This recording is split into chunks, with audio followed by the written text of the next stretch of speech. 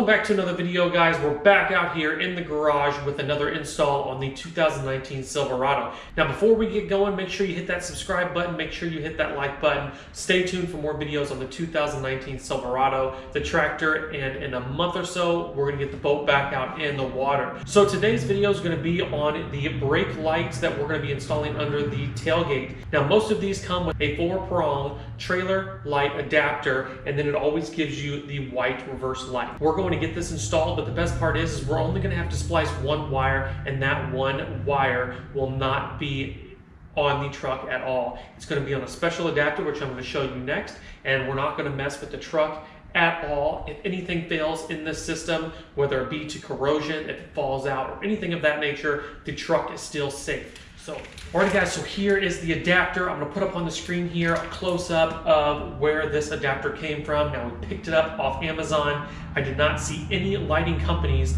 regardless of price, that came with some kind of adapter, so you did not have to splice or use a plug and have to run wires outside of the truck, which would be hideous. It's going to be an easy plug and play, one splice, but that one splice is going to go inside of the adapter itself, so we do not have to harm the truck.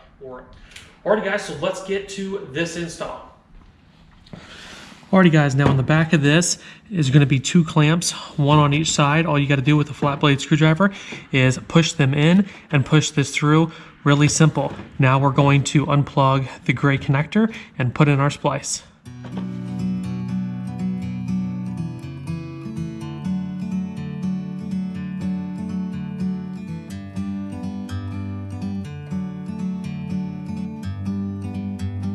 Alrighty guys, so as you can see here, I learned this from another YouTuber, but you can basically use a nice sharp razor blade. You can make 2 indentions, slice it down the middle, and you don't harm any of the wires whatsoever. Alrighty, so now we're gonna use a solder, and we're gonna solder our white wire from the light into this. Then we'll get it all wrapped up and taped up if we need to, secure it. And once again, this is where we're making the connection, so we're not having to wire into the truck. Bird on a tree,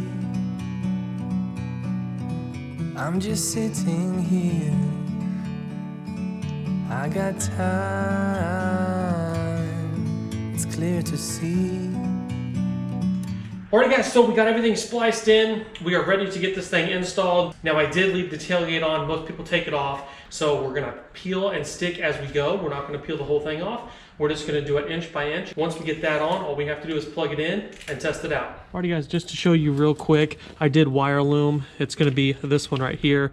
I'll put up a before picture somewhere on the screen here, but it was just basic wires that were all colored, so we wanted to get that protected. Now the white wire I did leave out because that one's spliced into the main harness, so we're gonna get that fixed up here in a minute once we get all this tied down. But I did want to show you that I did wire loom everything. From up here, the world seems small. We can sit together.